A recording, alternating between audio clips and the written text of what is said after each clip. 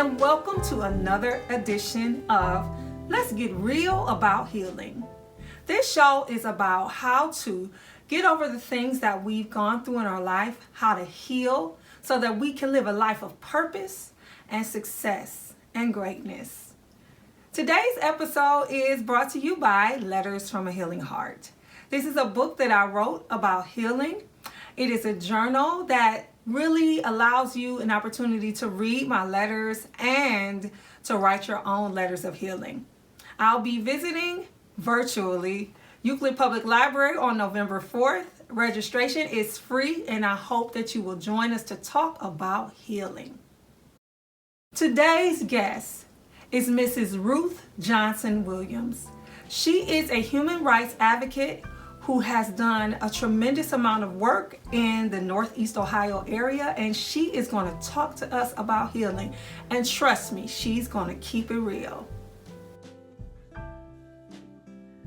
I want to thank you so much for joining me today, Mrs. Johnson Williams. I just appreciate you for taking the time to come on Let's Get Real About Healing, because anybody who is in the domestic violence arena in the Cleveland area knows who you are and knows what you do. So I appreciate you coming so much today. So let's just get right into it. You know, you are one of the leading domestic violence advocates in Greater Cleveland and the Northeast Ohio area. And I just want to talk about what led you to be a domestic violence advocate. Prevention advocate, I should say. Well, let me start by thanking you for having me on your show. It's definitely an honor. I appreciate it. I feel like I'm highly favored to know that I am a leading advocate in Northeast Ohio. We used to reach just Cleveland, Ohio, and now we have come to be known throughout Northeast Ohio, and that's a good thing.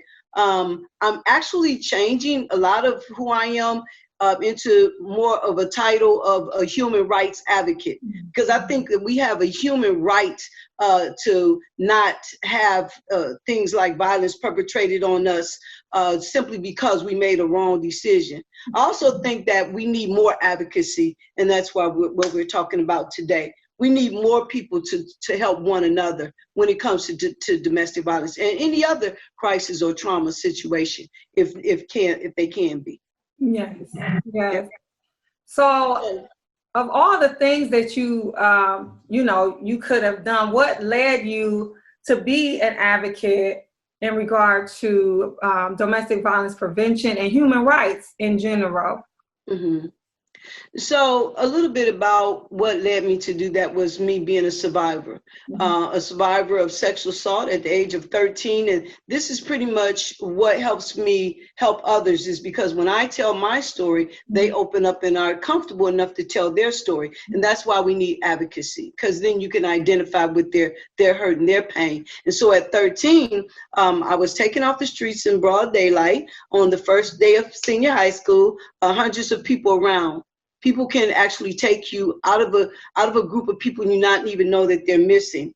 And so I was taken off the street by a man who came up to me and put a 38 in my head in broad daylight, the first day of school. He proceeded to put me into a cab, took me to an abandoned building where he sadistically raped me. Of course, he must have done that before because he knew exactly where he was going. He knew exactly how to get the cab. And there were some things that just told me that this man had done this before.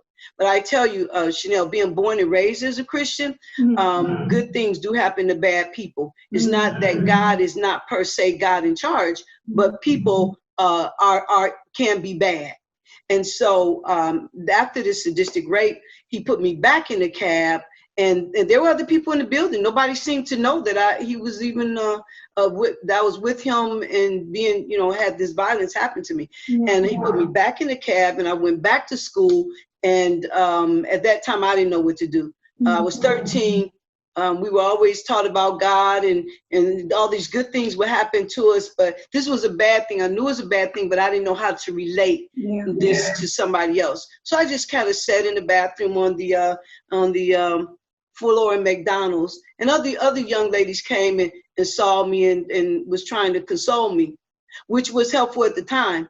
But I still straightened up my clothes, went back out, went back to school, and didn't know what to do. Did I ever tell? People say, when did you tell? I never told till I was 23 years old. I never told. Because in our home, it's either they did something bad to you or you did something to deserve it. It was kind of sort of like on that lines. And then you pretty much, we have this taboo. And that's that big little lie, I call it, this big little lie. What happens here stays here.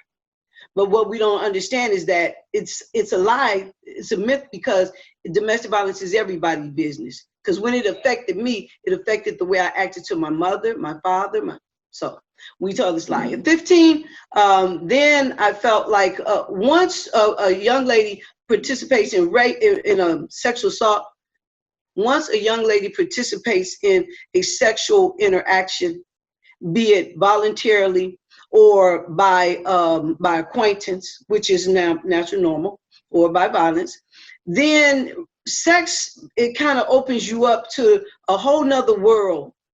And at that time, sex to me, I saw was a commodity, because I didn't understand the value of it. It was a commodity. I give you this, you give me that. That time at 15, I realized that there were other people, somebody else could snatch me up. So I saw the baddest boy in school. I was 15, he was 18, and I was he was my boyfriend.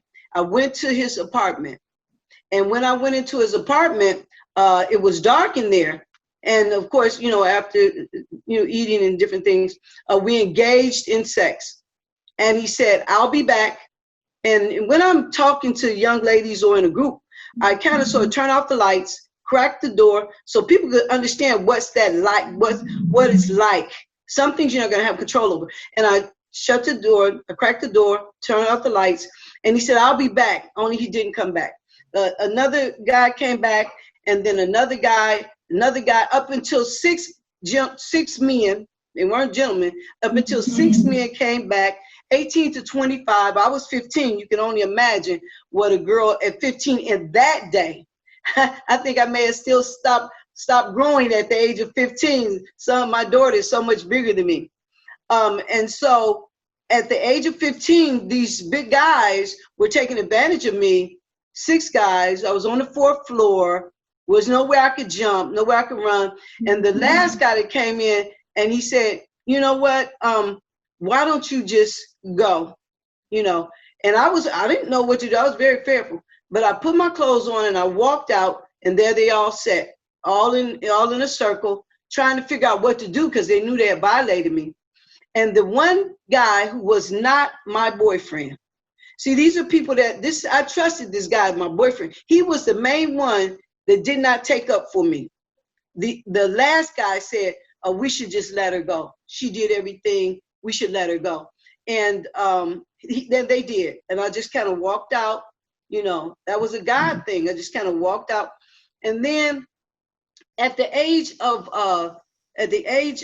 17, I got married at the age of 17. At the age of 23, but for those years in between, I was in domestic violence. In domestic violence, rape is a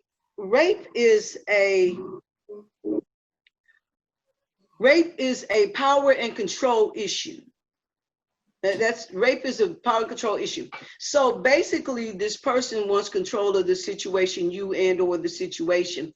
And to me at the time, I couldn't figure out why I was being raped. But now I realized as an adult, there was a certain sign of innocence about me. My clothes were buttoned up to here. You know how when you have to go to church, your parents raise your socks up to here, your dress up to here, and that showed innocence. And he wanted that power. He wanted to take advantage of that innocence. It's kind of sort of like now with pedophilia and other things, human trafficking. A lot of that is power, is control. It's a sense of controlling. So, and I can't explain it all. The human behavior is perplexing. Yeah. Why people do what they do.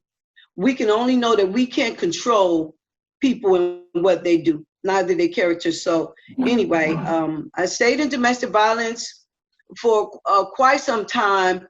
I realized that a lot of the domestic violence was to power and control. So let me make this perfectly clear.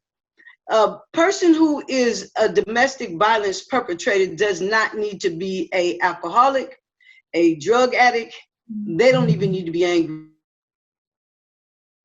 They just want control of the person and or the situation. That is what gives them that sense of power and validation, and whatever else comes with that character. That's kind of sort of where it starts. And so with the domestic violence, I experienced it for quite some time, for years. And then I thought, I'm a born again Christian. Why am I still, all this still happening? And finally, I decided I didn't want it to happen anymore. I couldn't continue on with that. And then I decided suicide would be my best friend. Because with suicide, the pain of living is worse than the pain of dying, you see, because if I'm dead, the pain ends. So I felt like the pain of living was worse than the pain of dying. Make a long story short, I did find there was a 38 accessible. At the time, I took the 38, put it in my pants, and proceeded to go to the nearest park. And I sat on the bench and I contemplated suicide. And suicide happens the thought of suicide happens in a moment of seconds. It doesn't take a whole long thought. It's just a moment of seconds. And when I decided, yes, I was ready to experience this pain of living with sexual assault, domestic violence, rape, and gang rape, my life was sort of feeling worthless. I stood up and I removed the gun from my pants and stood up to put it to my head. And just when I did that, it went off. And when it went off, it actually shot me through my thigh. And went in and came out. The police were already there. And when I woke up, I'm like, God, I can't believe I'm still alive. Really, what is it that you want? You know, because here I'm finding that Pneuma Life itself is an education scientific organization that continues to find ways to help support victims and survivors of domestic violence. And we'll talk about that a little bit later, how we help the faith community. But it's pretty much like that, because in that I renewed my faith in why am I, and sought my purpose. Why am I here? I'm still alive. And in closing, I would like to say on this issue, when I realized that there's other women in every denomination experiencing what I'm experiencing, who doesn't want to tell or can't tell, then I need to tell how it really is. And so hopefully you can identify with my pain, because I can identify with yours for sure. And then together we can try to help one another strengthen, heal, or at least come up with some answers that can help you survive what you're in and what you're going through. And that's how I found my purpose. That's how we got started. I decided that God was bigger than me. I had a purpose, and so I sought to fulfill that purpose. Yes, when I've heard you told me this story before, your journey to where you are, and every time I hear this, it just renews my knowing that God has us here on purpose. And for you to go through the things that you have been through, and to be here before me, before us, I know it's speaking to somebody right now. Absolutely. It's speaking to somebody right now. And I just am so grateful that you listened to that purpose. So talk to us about what you had to do to continue your healing, because as a person who is a survivor as well of, being molested as a child. I was a 7-year, I was a little girl from about 4 to 7. And I know about the process, and that's what brings me to creating these type of platforms.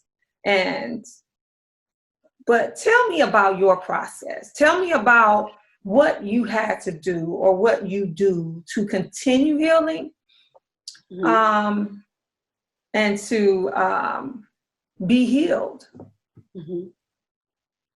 Well, here's the thing. Healing is a process. Today, I still remember it. I can talk about it like it's a story. I've never been crazy or insane. I've had some counsel here and there, but everything has its time, season, reason, and purpose. And some of us have a bigger purpose. And so where that may have worked for me, that I've never been crazy or insane, some people struggle with one rape, let alone a gang rape, or their first acquaintance with rape, with sex is rape. Some people rarely survive it. And so God has a bigger purpose for you and I. And so he has us in this mode so that we can go on back to healing. So healing started for me as a journey that it still is. It'll always be. Okay. Because trauma changes your life from that point on. Okay. How do we change in the trauma, or how do we heal? It started for me with education. I never knew I was a victim. I didn't know this was not the right relationship, because faith in my house, we were taught you pray about it. It's almost like magic, it'll go away. No, it doesn't. Because God can help you change a situation, but he cannot help you change people. People have to want to be changed. And we as women sometimes have a hard time with that, because we feel like, oh, I help him get better. Well, who asked you? I mean, he didn't ask you. He has that want to get better, to be better. So healing for me started with me. I needed to know what victimization was, what a bad relationship was. And so I sought education, educating myself. And not only would I start educating myself on sexual assault and domestic violence, but I started educating myself on how to get better about what I was feeling and what I'm in. How do I get my self-esteem back? Yes. How do I find my purpose? Why am I still here in this trauma that I've experienced? And not only why am I here, but how do I help other people? I saw immediately after we started talking about my experience, you were able to go very easily into your experience. Yeah. And that's one way to start. That we talk to somebody else, we educate ourselves, and we talk to somebody else, and then we begin to heal. Start that healing process starts to begin. Because then I found that after suicide, that's not happening no more, because I'm better than that. Yeah. And that I started realized I'm valuable. And that's how the healing began. It's a journey. It's a journey. I agree with you, because there was many years in my life that I thought that I didn't have any challenges in regard to what I had gone through. Okay. And that it didn't impact me at all. That was something that happened when I was little and I was over with. But the relationships I was choosing and how I was treating myself made me feel like, you know what, you may need to take another look. Okay. And I still, like you say, it's a journey. And I know there's people out here watching right now. It's a journey, you know, that there may be things that happen that trigger certain feelings, you know. So it is a journey. I agree with you. So I'm going to ask you a question for people that are in domestic violence right now, who are in this situation right now. Do you believe that someone who might be in a domestic violence situation as we speak, that they can begin their healing while in that relationship? And, you know, if so, explain. So healing while you're in this situation, understand that everybody's not going to be able to be free from their situation. Okay, there are a lot of reasons, but everybody's not going to be able to be free from their situation. Where is freedom? Freedom begins in your mind with you. So you have to start in your mind with you. And so you begin to empower yourself with knowledge and education on who I am, why I am the way I am. Some of it can start with you going into your family history, because you are a product of your environment. That's just natural to know. You know, if this is happening in my environment, you know, the Bible says train up a child. Okay, you don't need to yell at me to train me. Okay, so if you want me to get something done, you say to me, I want you to do this and this. Most times what happened in our environments is that we feel like they didn't hear me or understand me. So we yell, we begin to yell. We put that power in our voice because we know that now we feel like now you hear me. Couldn't you just came and got in my face, took me by the hand and say, come here, this is what I want you to do. Why are you yelling? Because you feel like that gives you that power. Mm-hmm. And so does perpetrators. They feel like, you know, if I yell at her, she gonna get the point. No, I got the point. I just may need your help in understanding what it is you want me to do. And children are the same. Mm-hmm. And so are we in relationships? And so how do we break the cycle of how we treat one another and change it? When you get to that point where you're past communicating effectively, where we're talking and we begin to yell or talk at each other instead of to each other, stop right there and come back and revisit it in a few minutes even. You know, so it's like breaking a cycle that you're used to, whether it was in your home or in your school, because it's not always in the home. Okay, it's the way other kids treat me, it's the way other relatives treat me, or relatives were treating one another. I'm used to hearing yelling in my home. I'm used to hearing cursing in my home. What's wrong with that? It's not normal, but I've heard it so long, my abnormal becomes normal. Mm-hmm. Not only do I expect that this is the way a person talks, but I'm okay with it when I get a boyfriend. Oh, he all right. He just talking like that. Really? So when did you believe that talking to me as a normal person takes yelling? Okay. So what we can do to begin to heal is to start finding out why I am the way I am, not about the other person, why I am the way I am, what's in my history, what did my environment look like, homeschool, some even in church. What does that look like that contributes to me why I am the way I am? That starts the journey. And then you need to educate yourself again. Go back and educate yourself on, okay, so why am I cussing? Am I angry? What is anger? Where does that come from? You know, so basically, why am I the way I am? And that starts a part of the healing process in changing the way that you are. That change can come at any age. You decide that. Ask the AAA participants, you know, I've been clean for 30 years, 40 years. Really? How? Because they made up in their mind that this is the way I no longer want to be. And we're not stuck in a negative behavior pattern. We're only there because we choose to. Okay? Not the other person. I am. So I began to feel like that. Yes. I love what you said about making sure that you are the person that you are taking into account when seeking that healing.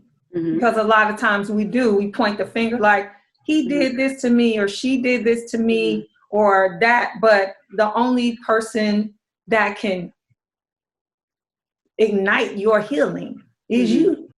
You know, so many of us know people or have friends or family members, co-workers that are in a situation of domestic violence. And we may not know what to do or how to help. And in that situation, maybe we have our own pain in trying to be helpful or not knowing what to do. So what advice do you have for those who have loved ones who are experiencing domestic violence about their own healing as a person who loves someone who is being abused? I think one of the key things we need to remember when it comes to helping someone else in a domestic violence situation There's a difference between a helper and a rescuer. Mm-hmm. I help you when you ask me for help, because then I know you're listening. You ask me, okay? I didn't offer you, I see this and this is happening. Mm-hmm. There's a difference between a helper and a rescuer. So when you're thinking about helping somebody because you see them in a situation and you want to help them through that, just remember the difference in helping is to give them what they asked you for. You rescue them by giving them more than what they asked you for. Sometimes they'll say things like, I ain't asked you to do all that. And now that's because you're pushing them further than they're able or want to go. Many times I've been called to situations, if I'm right there at the time, where they think that because of my education or experience, I'm going to be helpful in that situation of a husband and wife, or two intimate partners may get into a confrontation about what has just been said. Right. And oh, Miss Ruth, you should help them. Why? They know what they're doing, and when it's all over, they're going to still go back home together because they know at what point they're able to make a change. They very well know. So here's when you need to think about when you're helping somebody else. Understand that when they ask you for help, only give them what they ask for. Because there's only so much that they feel that they can do about that situation. Sometimes they're too fearful to do anything more than that. You're pushing them beyond what they're able to do, And sometimes we reach into, some people are more bolder than others. If I was you, I would do thus and so. Well, you're not me, and I'm not a bold person. And besides that, my situation is far more scarier than what you think it is. So when a person reaches out to you, two things. Educate yourself on resources that you can provide for that person. That's the first thing, is educate yourself on what domestic violence is and what resources that you can properly provide for that person. And then make sure that you believe that person to the best of your ability, because you're not them. So believe them, and then go get some training for yourself. Understand what I really should do or not do, because you may be pushing them further than what they want or need to go, and actually pushing them into a more traumatic situation, even a very volatile situation that could very well cost them their life and or their children's life, because they tried to do something that was really too much more for them. So if you're going to help somebody, provide resources, understand that they need to use the resource themselves. Not you call, not you follow up, because that empowers them to make the decision that's best for them at the time that they need to do it. Yes, that's powerful. That's very powerful, because I think that people believe that if somebody's in the situation, they want to get them out. Like, yes, I got you. Yes, and yes. They need to know that for you to be a real advocate and a real helper, you have to be a helper. And Exactly. like you said, what did they ask you for? And did you ask them what help they needed? Or did you just think you were just coming to save the day, and comes out that maybe you made it worse? I think that people don't look at it from that perspective. Right. And they get their feelings hurt. Right. And they feel like, well, I just tried to do this and that, and it didn't work out, but you maybe try to do what was best for you, or what you thought exactly. was best. Exactly. And maybe you've gotten out of it. And you've seen that this worked for you, and it may work for her, but no, not necessarily. And let me say this while we're on a subject of what Pneuma Life does in terms of faith-based. It's a faith-based, I'm a faith-based person, but our organization is not faith-based. And we partner with community organizations. We partner with faith-based organizations. Some of our very strongest partners are in the larger faith community. And you might be a person of faith, and understand that I know that there's some people believe in a very big God, and God is good. He's definitely sees and knows all, but from my perspective. But here's the thing. Prayer is good and it's important, but even prayer has its season and timing. God created police officers. And so let's start with safety. Are you safe? It's okay to pray for this person, but that may be after I call the police. See, because God is concerned about my safety, else he wouldn't have created police officers. So even in faith-based, we believe in faith. Whatever your faith is, however you practice that. But I have a black eye that needs tending to, and God left the doctor and the police officer here to help me with that. So before you pray for a person or with a person, understand that they need some help that you can provide, else they wouldn't have asked you. And then give them the resources, and then give them prayer. And not necessarily in that order.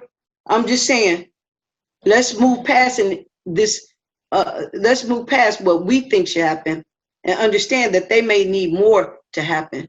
And a police officer may need to be one of those people that God created. Yes. I love how you put that, because you're right.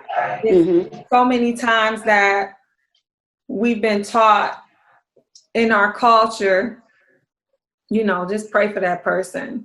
And, especially when we talk about being married to someone and trying to continue a marriage, that we just say, well, we just going to pray together and it's going to, work out. And, I'm not here to tell anybody what to do.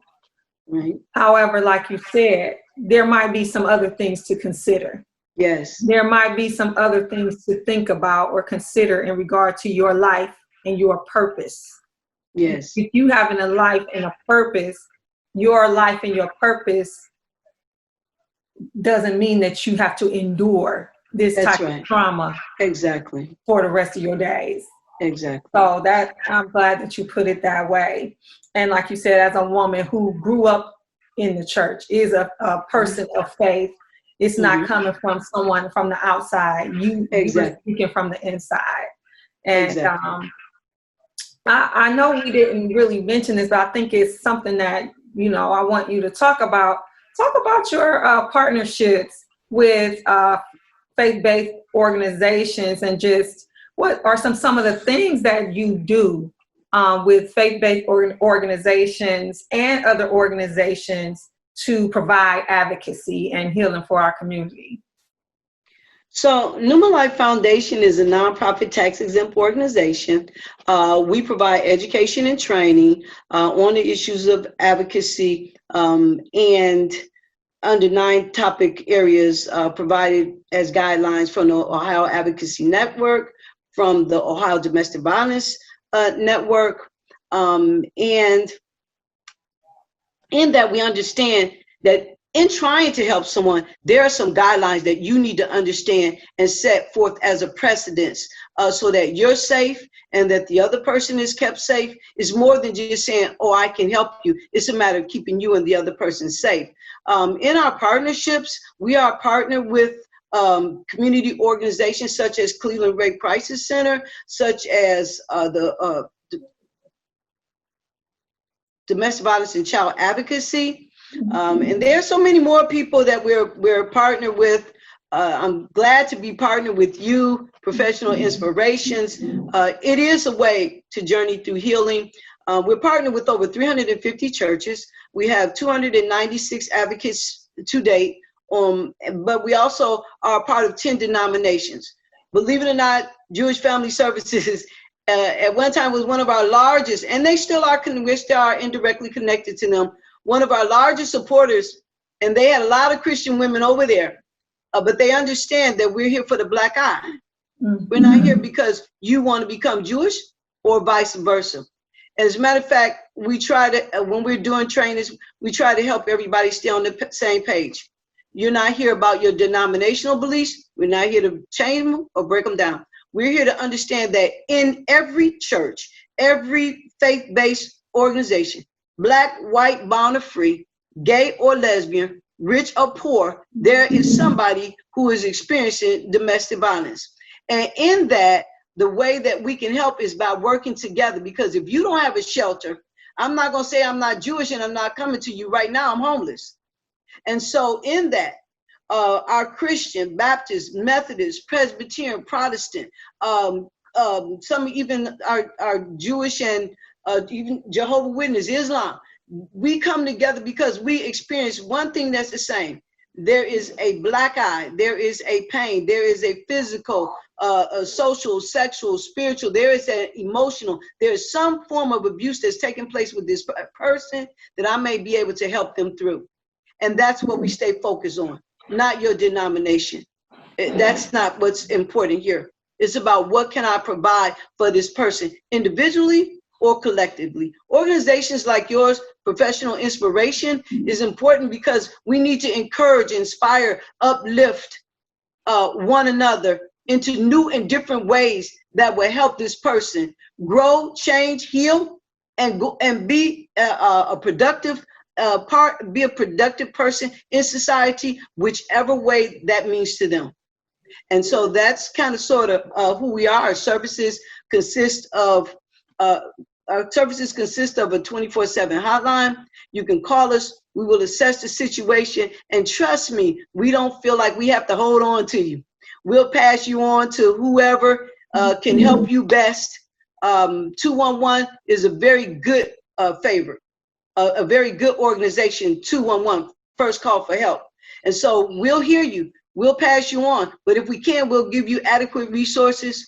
We're now going into starting a new line of support in terms of support groups. Of course, you know, we have the COVID, and so we're starting a new line of service, individual counseling, group counseling, support groups that would be provided by way of our virtual trainings and our virtual rooms.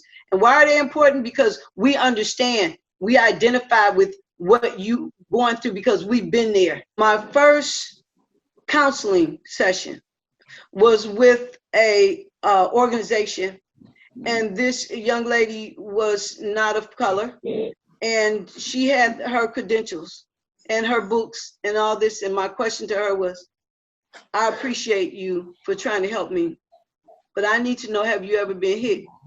See, because that doesn't come out of a book.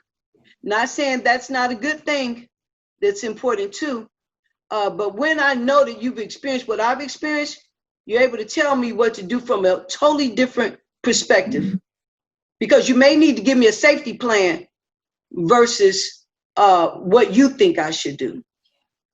And knowledge and experience will help you do that. I'm not taking away from my sisters in counseling. I'm a licensed Christian counselor. I'm also a licensed chaplain.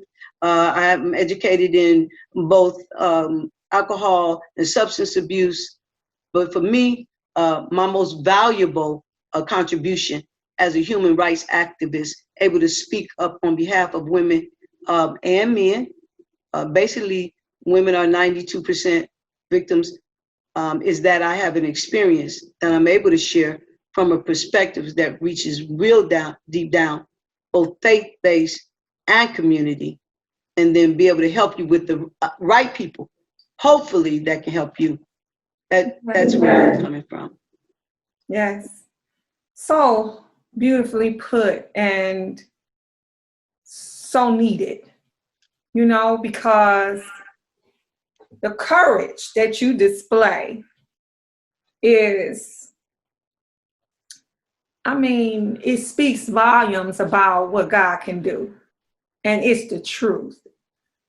Somebody is watching, and I know I've said it before, but somebody is watching right now that needed to hear the words that you spoke. And I'm so grateful that you're here to say them.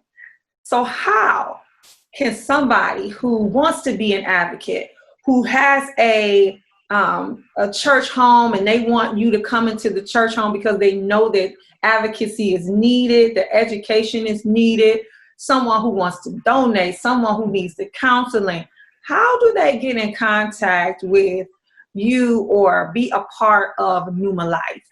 Pneuma Life is somewhat unique. It is pronounced pneuma, like pneumonia. It is spelled P-N-E-U-M-A. It means a fresh breath of life. It's a Greek. It's from the Greek word. And so if you would like to be an advocate, What you can do is go online at pneumalifefoundation.org, and you can sign up for the online training there. As you know, everything is social. Everything now is social distancing, and so you can go online for our online training. Trust me, there are a lot of trainings out there. I don't take away from anyone who does a different job, but there's a lot of insurance companies out there too. All the insurance companies can't provide help for everybody. So if the shoe fits, sort of, if you feel like this is something that you need and we can help you with, you can go online to pneumalifefoundation.org, and you can find more information on how you can be trained as an advocate. Being trained is different from just your experience. You need to know what to do at the right time in the right situation. If you would like for us to come out one-on-one, social distancing and all, we still can provide you that information with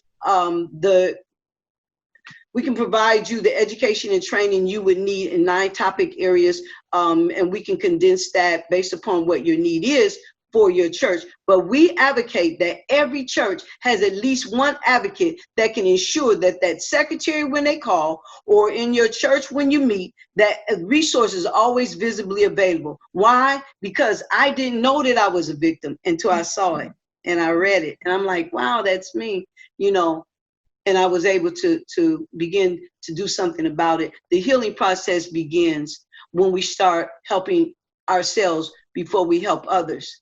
And then that helps us to heal even more so. But you really do need the education. You really do need the knowledge of why you are the way you are in order to let that healing begin. And I just want to plug this in, Chanelle, that you are a person that has a upcoming training, and you have an upcoming event that's coming up.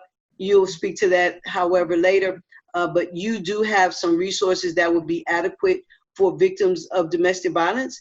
And that Letters from a Healing Heart is a way to begin healing, because you write your way through a journey. And when I have no one to talk to, I can write that out, even tear it up and throw it away. But once it's out of the heart onto this paper, I can begin to heal. That journey can continue on. So I hope that people who needs the help and would like to help others, just go to our website and you can reach us there.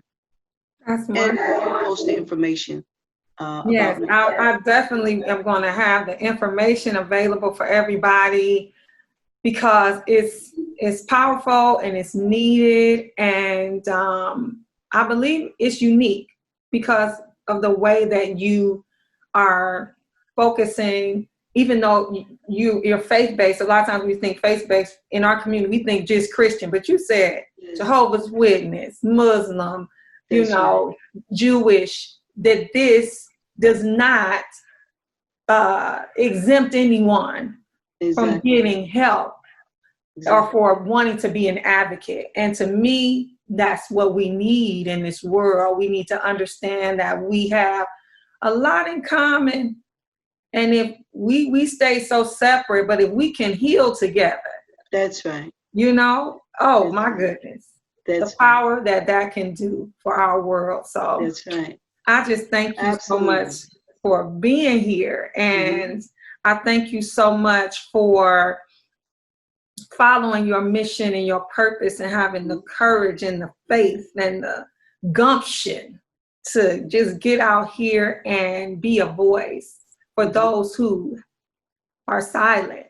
And just, if you have anything to say to somebody who's watching today, that might be in a situation that they just need some inspiration from someone like you. Is there any last words you want to say? This is what I would like to say from my heart. I'm truly honored to be considered one of the leading advocates in Northeast Ohio. I sincerely am a human rights advocate because I believe that it's my God-given right not to have violence perpetrated upon me. I hope that you will understand that pain does not take a holiday. The holidays are coming. COVID is here. Many people are still locked in with perpetrators, and we can't change other people. we can only change ourselves, but two are better than one. And so if I have somebody that can help pick me up or listen to me, at least hear what I'm saying, that makes it all the better sometimes. And having resources would be most helpful. So your education and training on understanding what domestic violence is the number one key to helping someone else. It goes further than you're telling them about your experience and what they can do. That can really turn good to bad very quickly. But understanding what you should and shouldn't say, should and shouldn't do. And I know this is hard for parents who have daughters and or sons that may be in domestic violence, because then I'm feeling their pain. You too, if you want to advocate and help your child, there's on Pneuma Life's online, we're hosting a 1 hour, and you can look at it at your own pace. We're hosting a 1 hour online introductory information on domestic violence and advocacy. So if you go to our site, you can get more information on how you can professionally help someone else, and even learn more about what domestic violence is for you. But I am a advocate until life takes me on. It's a journey. I don't see a need in changing it. As you know, people knew Pneuma Life. We started in '96. We're coming up on 25 years. I don't think that we're going anywhere. I wouldn't want to see anybody experience the pain that we experience in domestic violence. And so I will always have a voice. I always have a platform. I always hope that I can help somebody. And this is what I am. This is who I am, and this is what I do. Thank you for the opportunity. I really appreciate it. Thank you, Ms. Johnson-Williams. You are such a brilliant light. Oh my goodness. And I thank you, and you inspire me. You inspire me, and you inspire so many others. Mm-hmm. And I just thank you for your time. And I thank you for you living a life of purpose and inspiration. Mm-hmm. Thank you for being here today on Let's Get Real About Healing. Wow. Every time that I have a conversation with Mrs. Johnson-Williams, I am blown away by her strength and her courage, and how she has used what she's gone through to be a vessel of hope, love, light, and healing. Thank you for joining me today. And I hope that you'll join me November 4th, virtually at the Euclid Public Library by clicking the link that's attached to this video. We're going to continue our discussion about healing, and I'm going to talk about, the process that it took for me to write Letters from a Healing Heart. Again, I appreciate you joining me, and remember that right on the other side of healing is your greatest self. You take care. I'll see you soon.